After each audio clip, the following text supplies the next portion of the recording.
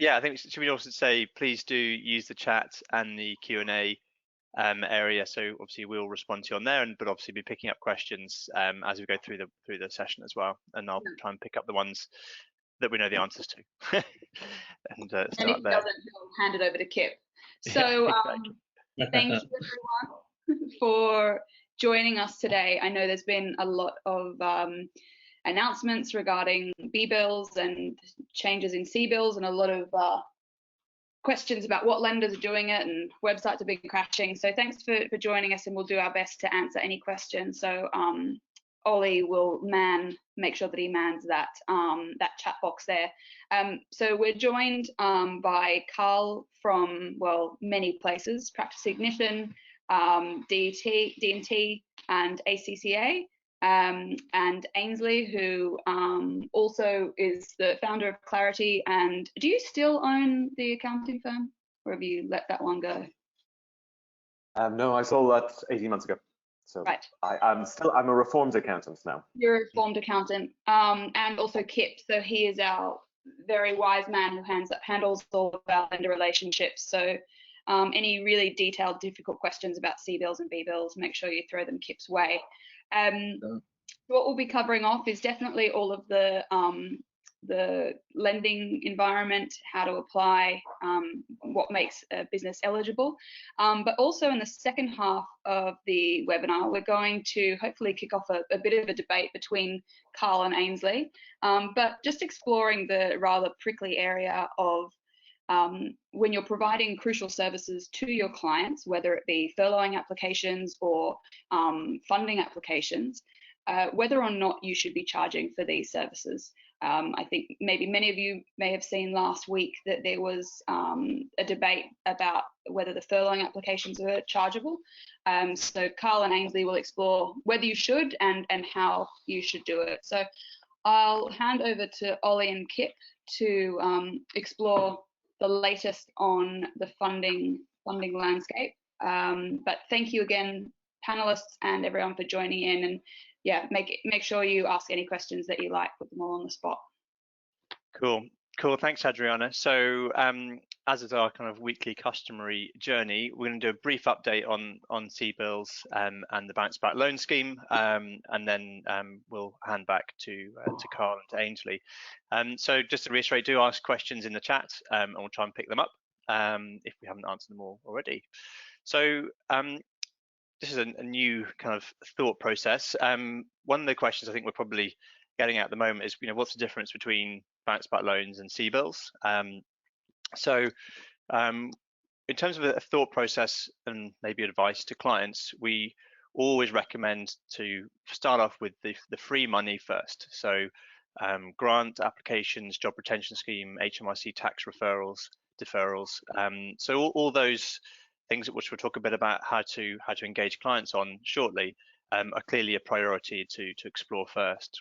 And then there's a question of how much the client might need, and the amount is important here because as far as we know, it's not possible to get multiple bounce back loans or even C-bills at this point. So time will tell if that might change, but I significantly believe that the bounce back loans are probably one-time choices. So, and given that you can only apply for either bounce back loans or C-bills, the amount is important. And obviously, if the business does need more than £50,000, that will put them into the C-bills bracket.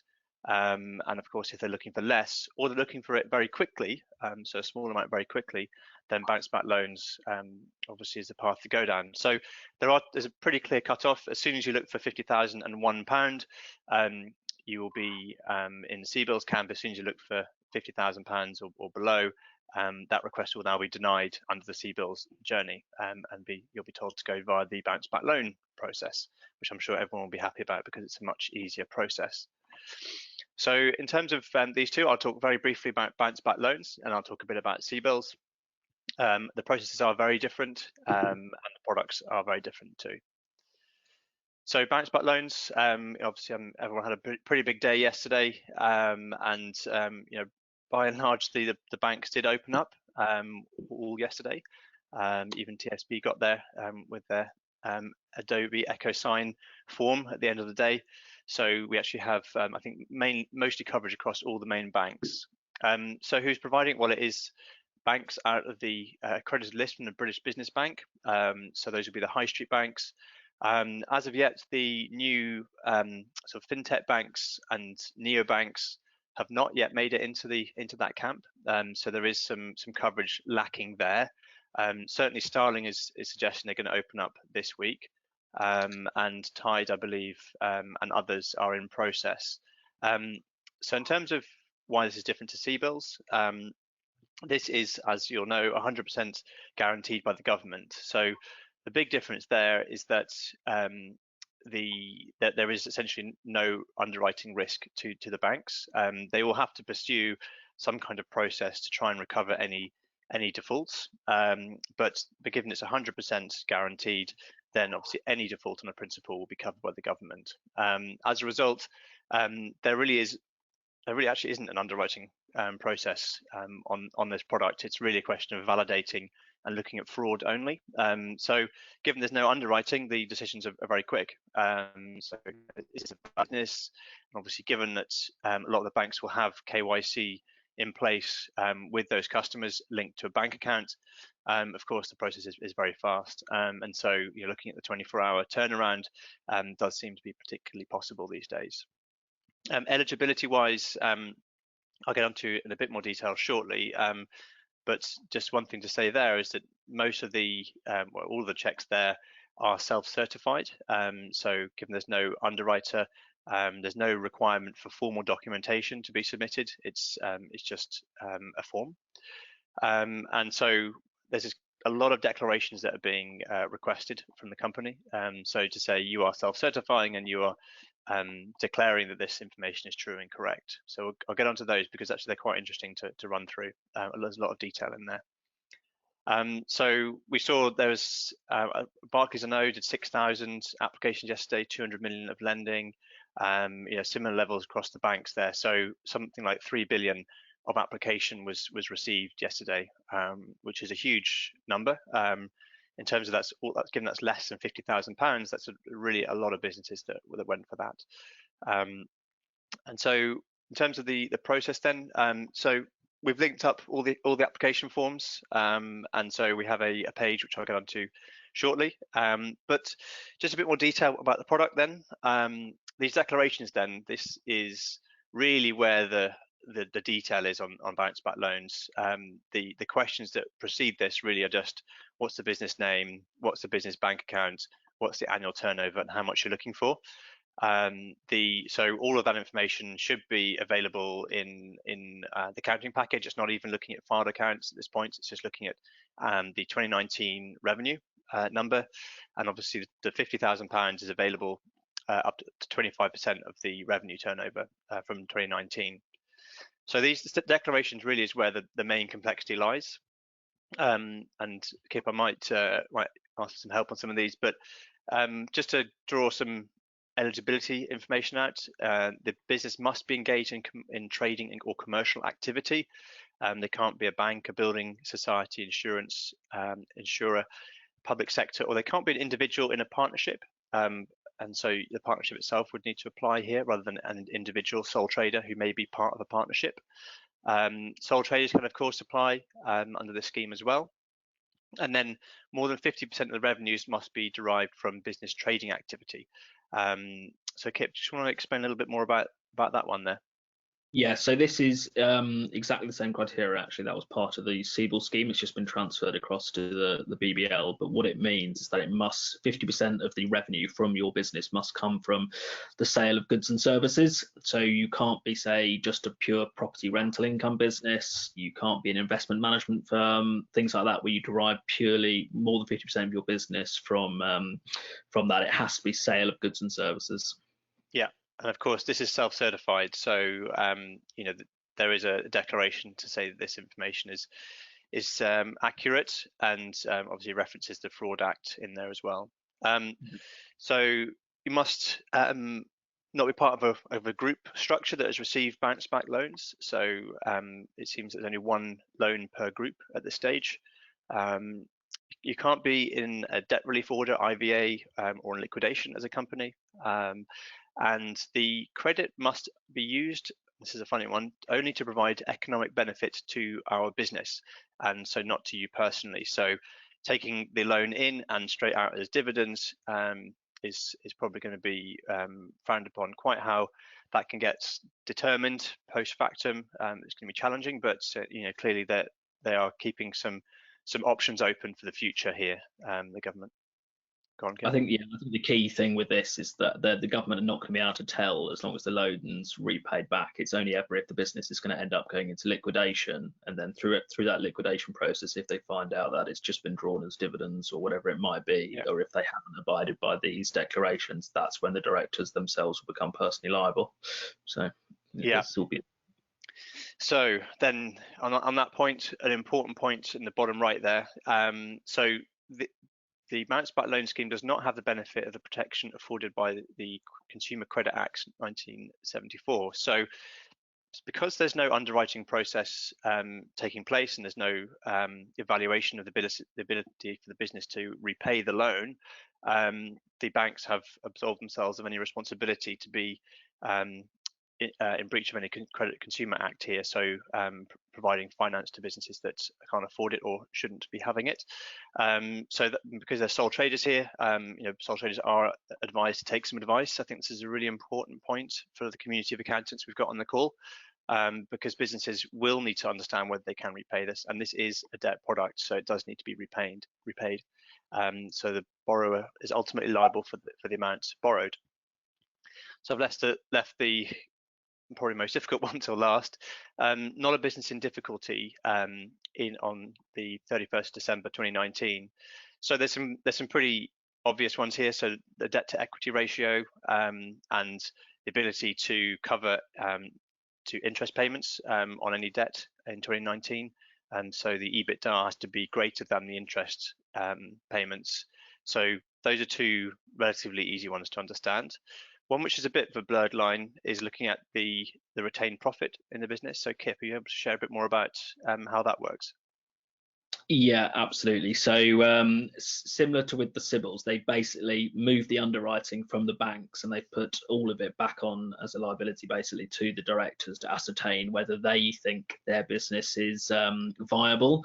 So one of the key points for them to sort of look at and understand, and one of the things they are declaring when they do this process, is that their business can afford this loan, and therefore the business has retained profit year after year.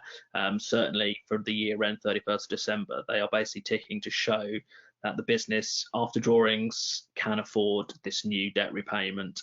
So it's really, really crucial that they understand that, because if they say their retained earnings have been reducing year after year because they've been overdrawing and things like that, technically that's not a viable business. So it's really, really crucial that they understand and they tick to confirm that. So it's retained profit within the business at the end of each year, and that retained profit needs to be enough to service any new debt. Yeah, and so what we're seeing here is this is looking at 2 years. So you could have a loss, for example, in 2019, but there probably needs to be a profit in 2018, and looking at 50% of the equity value and the retained profit number not going below that. So that is relatively complex. Obviously, there's being accountants, there's many definitions out there, and so I think looking at that and helping clients to understand that position is really important. We haven't seen. We're looking out for any business with 2 years of loss to be approved from bounce back loans. If anybody's seen that, then do shout out, because so far we haven't seen that. So 1 of the 2 years, fine, potentially, but 2 out of 2 years, we haven't seen those approvals go through yet. So obviously early days, and we'll be obviously watching for that to come through. So we've put together a list of all the application forms, so you can access this off our COVID-19 hub. So any amount that's less than £50,000 for a UK eligible business, we recommend for them to go direct to their primary banking relationship. If their primary banking relationship is not on this list, the only bank we know of so far who's accepting new to bank is HSBC. So their process is allowing businesses, for example, from Tide or from Starling or wherever it might be, to go direct to HSBC. They'll need to go through the KYC process, so it's not going to be 24 hours there. There's probably going to be some delay whilst they verify you are who you say you are. Of course, then accepting the application. Others may start to open up to new to bank, but so far HSBC is the only one that we know of so far. So use this link. It's off our COVID hub, so you can access it through the bar here, and then there's a page there which is pretty much near the top, or you can type it fully in from the URL there. You can feel free to share that with your clients. All those links just go straight to the bank pages. Whole load of different ways of capturing information, but broadly the questions are pretty similar and quite close to what we just went through just then. How about declines?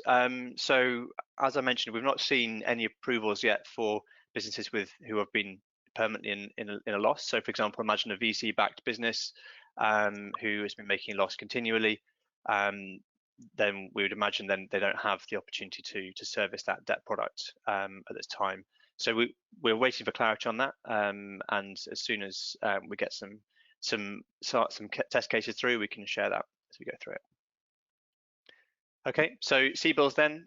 So CBILS is a product we're familiar with. This is broadly taking existing products in the market. So this is unlike bounce back loans. This is not a new product in the market. These are taking existing bank products and then providing an 80% guarantee from the government behind them. There's now 52, I think, CBILS lenders out there. So a lot of them are term loan products, but asset finance, invoice finance, and overdrafts too. We're seeing mainly the volumes going through term loans. Asset finance, obviously, in a lot of cases requires a new asset to be purchased, and there's not much of that going on right now. So in terms of the process for CBILS, I'll step through that very briefly now. And in terms of the underwriting decisions, that this is going through a human underwriter, and they are requesting quite a bit of information around the business, because clearly the lender is at risk from losing that 20% of the loan. And of course, they'll need to go through the whole recovery process to recover that 20%. So actually, it's a much more costly product for the banks to run. In terms of how it works on Capitalize, so as you know, obviously Capitalize is a financial marketplace. So we have something like 12 or 13 of the 52 lenders on Capitalize, and they're accessible through this special card on the dashboard. So going through that search process there, you'll be going through the process for your clients and identify usually a combination of banks and alternatives. So at the moment, banks are still by banks, I mean the high street banks and most other banks, challengers too, are focusing just on the current customers. So typically you end up with a result which is your current bank and an alternative or two there. So typically 2 or 3 CBILS applications can be run in parallel. There's also the opportunity to add other products in non-CBILS at the same time if that's required. But what we're finding is that most people prefer to run the CBILS journey and then deal with the choices that come out the back of that. Unless they've got an urgent need, in which point then we're running everything in parallel. Responses are coming back relatively quickly from the alternatives, and the banks are taking around about 10 days to 12 days to get a decision on an application from CBILS. In terms of the one key bit of information, and I'll sort of step you through this very briefly, is looking at the viable business calculation. So businesses will need to show a retained profit coverage to cover the debt repayments. So, Kip, do you want to just talk us through this very briefly? Yeah, absolutely. So what businesses need to ensure is, like I said previously with bounce back loans, it's exactly the same, but it's for the bank underwriters to ascertain rather than the individual director. So they will need to ensure that there is retained profit within the business to service any new debt. So what they look at is the key headline figure, which is EBITDA, which is earnings before interest, tax, depreciation and amortization, which, as you know, is just the goodwill. Then you take away the dividends for that year and take away any current debt repayments, which is asset finance and term loans. Don't include overdrafts or any working capital facilities. That's some included within that. And that figure will get you retained profit. So that is what is going to be used as the key figure available to service any new debt. And what the lenders typically want is between 1.5 to 2 times retained profit. It varies slightly between banks, but that is what what realistically they'll look for. So just as an example, if a business wants 180,000 over 5 years, they're looking at repayments once it starts amortizing at 40,000 per annum. So realistically, a business is then going to need to have retained profits of 75,000 per annum in order to service that debt. So sometimes the actual EBITDA figure, headline figure, can be quite misleading once you take into account the actual dividends that the business, that the directors needs. Once you take into account the current debt repayments they've got, it can really narrow that figure down. So that's the really crucial aspect to look at. So sometimes when people are looking and they think they can afford 200, 250, when it actually comes down to the retained profit, that can reduce it right down. So really crucial.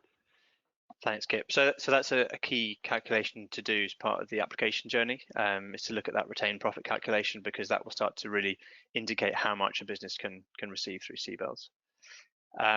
There's also a whole bunch of other documentation that's requested. I'm just going to skip through this very briefly. So full accounts for the last 3 years, 6 months business bank statements, management accounts, aged debtors and creditors list, any outstanding debt, then statements of assets, liabilities, income and expenditure for the directors.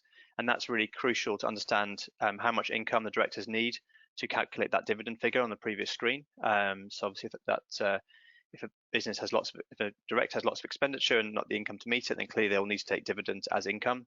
And then cash flow forecasts. So typically, ideally, these would be 3-way forecasts, crucially, P&L on balance sheet as a minimum. So we put together some document templates which have been used and accepted by CBILS lenders. You can access those off our website at the COVID Hub again. So the assets, liabilities, income and expenditure template, cash flow forecast template, which I'm sure you're all very familiar with, and debt structure. So what is the existing debt in the company too? So that's CBILS. You can access that through any introducer account, any advisor account on Capitalize, and off the dashboard just there. For bounce back loans, as we're saying, we're recommending to go direct at this time. At some point, other providers might start offering bounce back loans, and so we'll wait and see. So the next kind of week or two, I think some other lenders, non-bank lenders, may start to enter the bounce back loan space as well. Cool. Okay, so that was the quick run through. I managed to just in about 20 minutes. Now we're going to hand over to Ainsley and Carl. So clearly there is some significant requirement for support in this process. So on bounce back loans, there is no underwriter. Therefore, can a business afford it? Can they? How much should they borrow? What will the repayments be?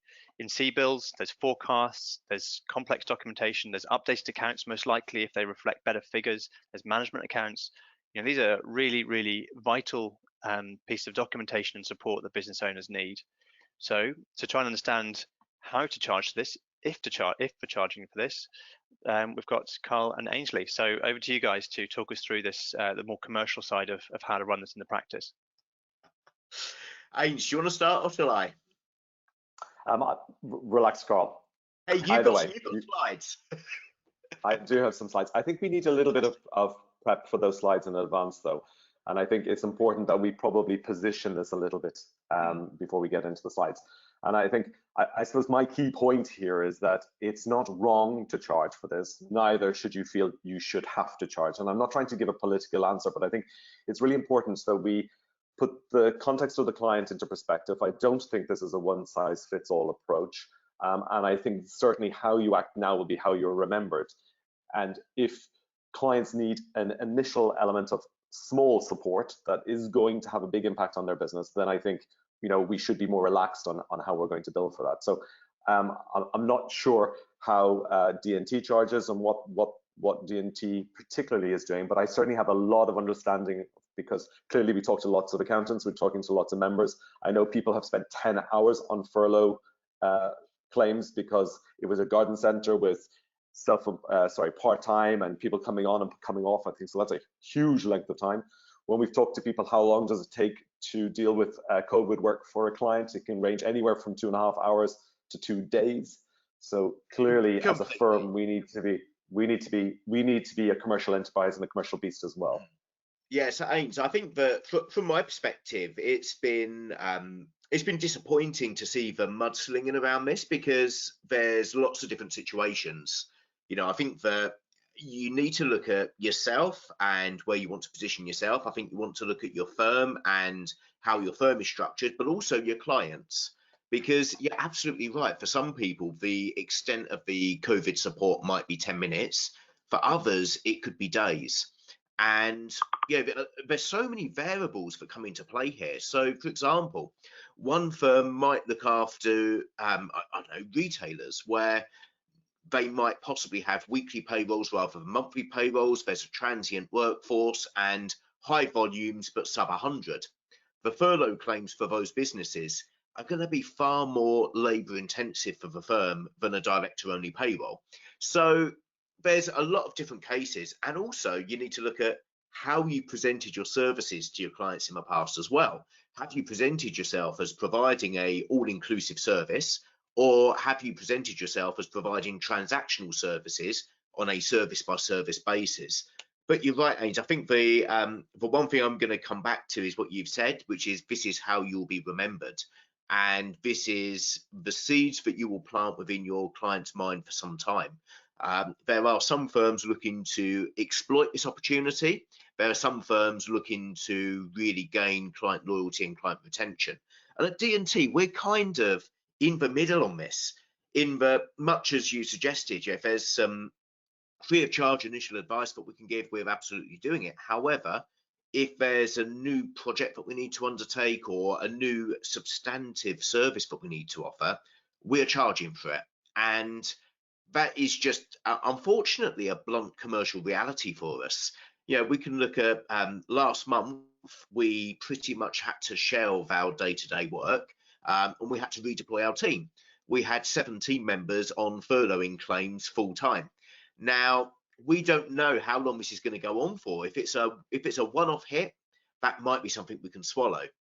But there is a remote possibility. It's very remote, but there is a remote possibility for us that we could be still processing furlough claims at Christmas if the restaurant sector doesn't open up again, and they are just going to be as time intensive. So we've decided to take a fixed fee approach on furlough claims, but very broadly in line with what we charge for payroll services. So that's a very rule of thumb indicator of how time intensive the payroll is anyway. We're effectively charging for a 13th month is the best way of putting it. In terms of support for our clients, we're there for them on the phone. We've made it absolutely clear to them that the clock isn't ticking. They can speak to us. But if there's a request for a service that tips us over from free of charge support to spending a day or two on their affairs, that's the point where we'll quote for the service and deliver it as a commercial service. Excellent. I've seen a lot of firms actually trying to deal with the nitty-gritty day-to-day repetitive queries by using webinars, for example. So they have a webinar for their clients. They deal with all the much like we're doing here, that they deal with the general requests, so that when a client rings up, it's specific to that client and it's specific issues and it's their problems that they're solving, rather than talking about the general CBILS or bounce back loans, bibbles, bibles, bubbles, whatever they are. So we're actually, when we're speaking to the client, we're dealing with specifics rather than with generalities, and therefore we can cut down the length of time we speak to a client on their specific circumstances. Absolutely. And we built a COVID-19 hub on our website, and it was probably the best £400 or £500 that we spent. And yeah, we've got it now as a content management system so that we can just upload any updates to that very general information. Our clients know that that's the first place to go to rather than picking up the phone to us. It sounds very impersonal, but it's the practical reality. When you're dealing with 3,000 clients, you don't want 3,000 phone calls when you're relying on your VoIP system working because you're not in the office. So by having that portal, having that place that they can go to for the information, we can make sure that our conversations are reserved for the actual advice that we can offer and the empathy around it as well. Perfect. And now people can do just a general blog post, Carl, if they don't want to go into a whole content management. They can just have a blog post with links in that blog post to the various things, if that's what they want to do. Cool. Now, can I ask your thoughts on bounce back loans? So we've seen that it's self-certification. there's a lot of things the clients are signing off on. So appreciate that the amount might be as little as 2,000, it might be up to 50,000. What do you feel in practice ethically? And I don't want to get into I don't want to be an ICAW, ACCA type of person, but in all honesty, what do you think from an ethical perspective about if an accountant is getting involved in a bounce back loan, what level of work should they be doing for the client? Well, that's a tricky question for me to answer with my chair of the practitioners panel at the ACCA and my D&T and my PI hat. But for a bounce back loan, I can certainly share our experiences yesterday at D&T and what we've seen, and that is that those businesses that need it have dived in and done it before our offices would have opened. That's the reality. The types of business that need that level of funding and that pace are the ones who really need it in yesterday. So actually, there's been very little opportunity to have the conversations about the true risks around it. My belief about the bounce back loan system, I think it's an absolute gift for those businesses that need it, particularly insofar as the timeliness. Clearly, if a business approaches us for advice on it, we need to, first of all, kick the tires of eligibility. You know, if they are a business in distress, then we have to wave that flag and say, look, you probably should be thinking about this because you're signing it off. But as I say, the reality is those who need it, those who need the pace, those who need the cash in, are chomping at the bit to get it. And I think we've seen that with some of the challenges of logging onto some of the banks yesterday and the sheer volume of applications. Okay, and would you recommend that a client applies for the bounce back loan themselves if they want to circumvent budgets, cash flows, looking at affordability? And this is a service. Look, the reality is we've got a funding arm to our business, but that funding arm really makes money through arranging asset finance. Commercially, that's where our end goal is at D&T, and that's it's that, and it's the capturing of the business plan so that we can use that as a platform for advisory services going forwards. The reality of a bounce back loan is it's very similar to the old advice that I'm sure we both gave, Ainsley. When a business needed 25 grand, you tell them to go onto tescos.com and apply for a personal loan rather than the bank. It was cheaper, it was an option that they should be looking at. And the bounce back loan at 2.5%, I've never seen that at Tesco's bank. And of course, the business is liable for it as well, so it's they're protected. They're protected. They need to self-cert on the declarations, obviously. And as I say, if they come to us, we will advise them on what they're signing off on and the risks of it. But the reality is, commercially, there's little point in us being involved. And as I say, the speed at which businesses want it, I think that the applications were made before 9 a.m. Okay, cool. Okay, thanks, Carl. So we came up with, in conjunction with Futurely, actually, we came up with a system to be able to help accountants contact all of their clients. And when we were doing a lot of work on this and understanding of it, even to date, and even from a webinar we did yesterday, potentially really only 30% of a firm's clients have been contacted on average, by most accounting firms. And if you put that at maybe 3 hours per client, we were looking at, for an average portfolio size of about 150 clients, there was almost 8 weeks of work left to be able to contact all of those clients and be able to deal with all the COVID-related work on top of any other work that you might have to do in an accounting firm. So we know it's complete overwhelm out there, and that accountants are really, really struggling. So we put in place a system which effectively enabled you to contact all your clients quickly, offer them a free 30-minute call, and then at that point, stop. And that gives you the break and the ability to then decide what work needs to be done for that client, how it's going to be charged, if it's going to be charged, and whether, for example, and I know in the past, Carl, commission has been such a dirty word in accounting. Accountants have tended to stay away from commission, but now might be an ideal time to explain to your client that it is chargeable, but that it might be paid in part or in full by the commission that you're going to take from arranging the finance. Yeah, I think I have to support that entirely. We going off on a tangent, we were actually redesigning our engagement letters, and such a wonderful job to be spending time on. but we're redesigning them, and the commissions paragraph came up as part of our discussions internally at the firm. And the reality for many accounting firms, I believe, is as we see the increased automation, the increased usage of software and so on, commissions will become more and more a necessary part of your commercial mix. So absolutely, I believe accounting firms need to become more open. First of all, open to receiving commissions, but secondly, and more importantly, open to having those practical conversations with their clients who were probably expecting us to receive commissions anyway, but we were turning it away. So we should be having those conversations very openly and accepting that that's part of business today. Great. Ollie, do you want to flick through? I'm not sure what slides we've got, but yeah, or what you have. Fab. Is that the last slide or the first slide? The first. Okay. Let's go with. Let's. Can we go back to that one just so I do a quick. So if you want any help, this is your opportunity to contact and get free advice from the team at Clarity. You can scan that QR code. It books into a Calendly link.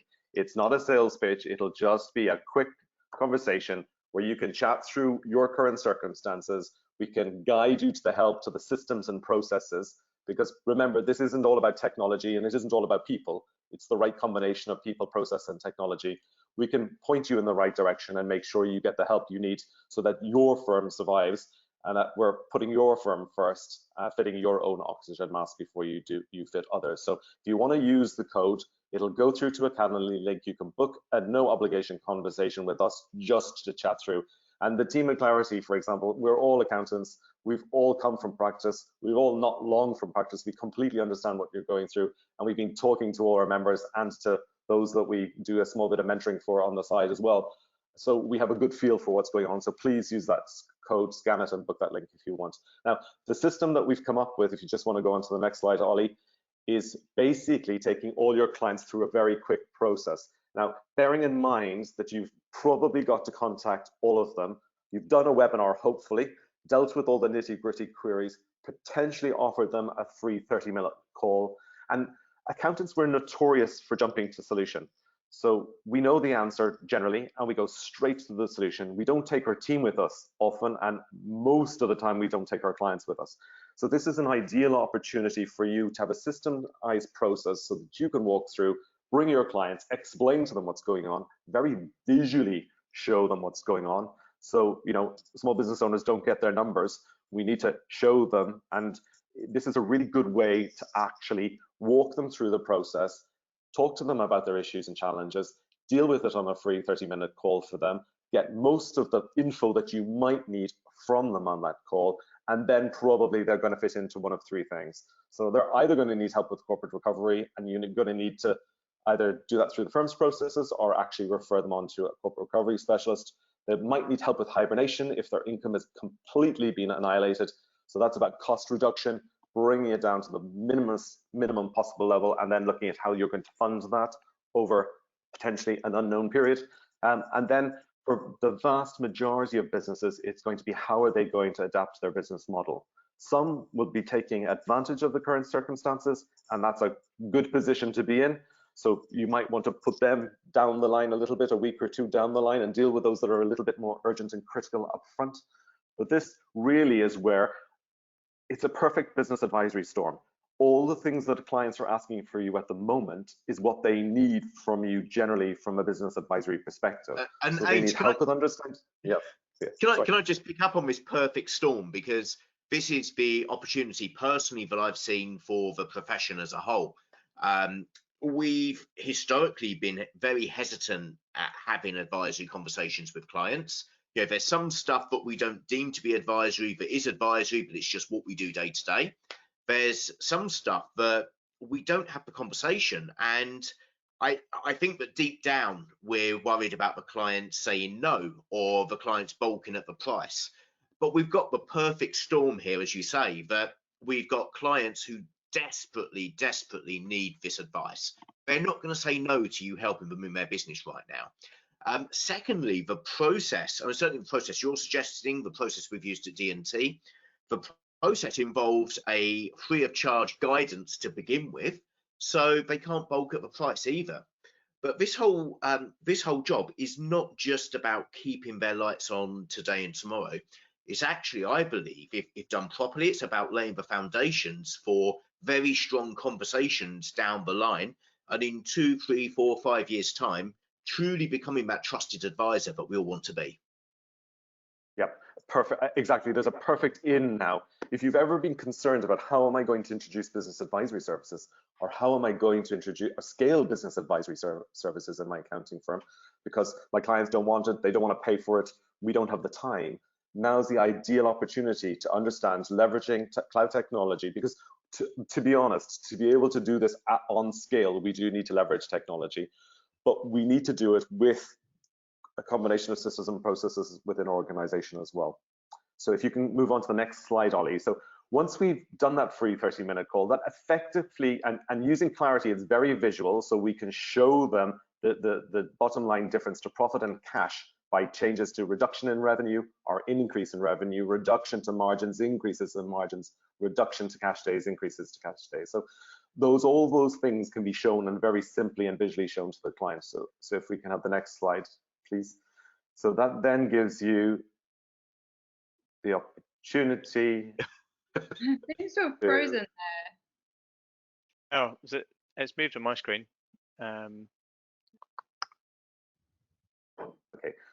Effectively, that then gives you the opportunity to decide and have an upfront conversation with your clients about what you're going to do going forward. And that's the pricing conversation. So it's, are we going to do this because you desperately need our support and you're a great client and have been a great client and we know you're going to be a great client going forward? Are we gifting it to you because we just need to do that? Or are we going to, and that's gone one too far, I think, Ollie. But let's leave that one on. No, let's just leave that one up. Let's leave that one up because that's the simple overflow of it. So we can have that. So basically, contact all your clients, get the team to do quick preparation, and we've shown what they need to do for this system. Hold the free 30-minute call, and then that gives you, gathering all that information, it gives you the opportunity then to have that conversation. Are you going to charge a commission? Are you going to defer the invoice? Are you going to issue an invoice and credit it entirely? Because I certainly wouldn't recommend you do the work free and don't even tell the client that there was possibly a charge involved. Or are you going to position it and say, actually, you know, we're a business too. I've got to get my team through this. My team need to be paid, and therefore I need to be paid. And certainly I've seen in America and in Australia, they're much more upfront about the charging than potentially we are here in Britain. Maybe we're a little bit more conservative about having upfront pricing conversations. Are you saying that Australians are rude and upfront? No, I'm just saying they get to the point more quickly.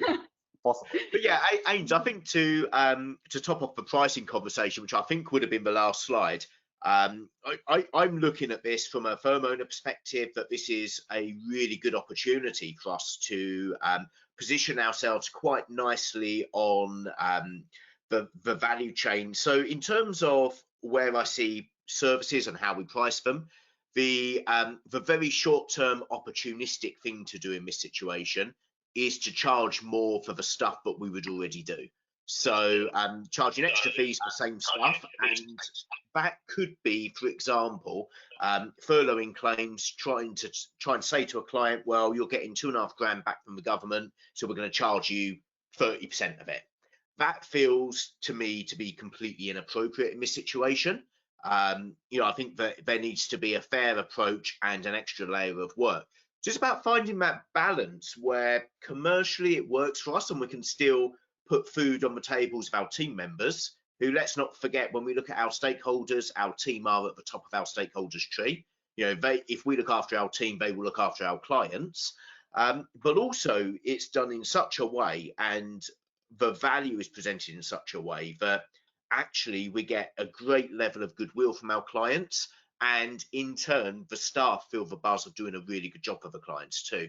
When you get that balance right as a firm, magic happens. I'm not going to share the names of the team members because they might be on this call, and I know Ains will know them anyway, but we've had team members at D&T who've had advisory conversations who we never would have imagined would have had advisory conversations. You know, we pictured them as back office number crunchers, and they've naturally come to the forefront, started having these advisory conversations, and also have quoted for them, have charged for them, and so on. But do you know what more? They've had good feedback from their clients who've seen that repositioning. And then in turn, we've had the team members messaging internally on Microsoft Teams saying about how energized they are, how excited they are, because they're actually making a difference in their client's life. So this really is, you know, if we can take any silver lining from this horrific virus, the silver lining here is that this is a gift to us in transforming how we do things and the relationships we have with our clients. Thanks, Carl. So we've got a few questions coming in as well, so I can just lift a few of those. At the same time, I'm just going to share a poll. So if you're interested in getting more information from Capitalize, then you can hopefully see that poll and pop an answer in there.